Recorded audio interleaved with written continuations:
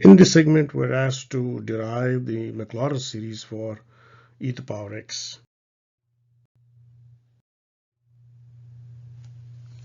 So Maclaurin series is to write down our Taylor series around the point x equals 0. So let's go and first write down what the Taylor series is, the general form of it. And this is what we have. It has infinite number of terms like that.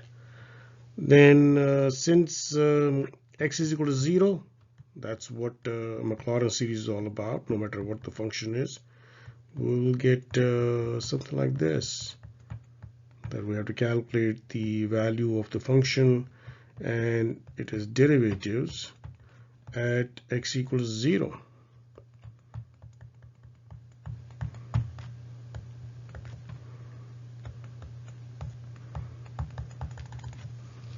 Now the function which is given to us is e to the power x, right?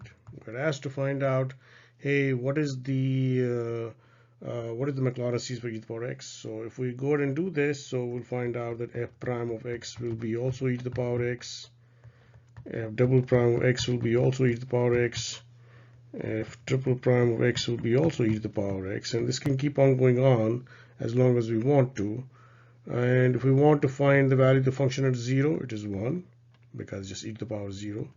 If we want to find the first derivative of the function at 0, it will be also 1. If we want to find the second derivative of the function at 0, it will be also 1.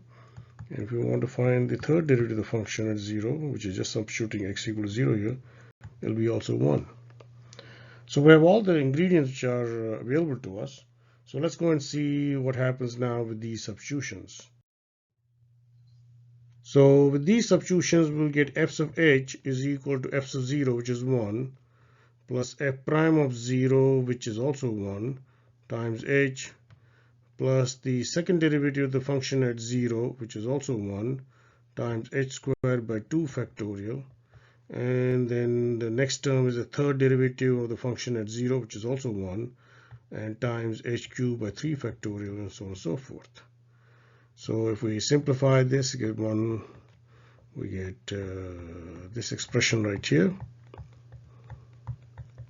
But we also recognize that the function which is given to us, f of x, is e to the power x.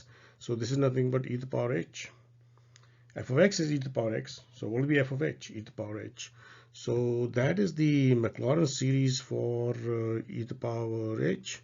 Now people might say, hey, can you write it in terms of x? Yeah, since h is a dummy variable in here, I can substitute back, I can substitute for h, I can substitute x. I get 1 plus x squared by factorial 2 plus x cubed by factorial 3 plus so on and so forth, and that is the Maclaurin series for e to the power x. And that's the end of this segment.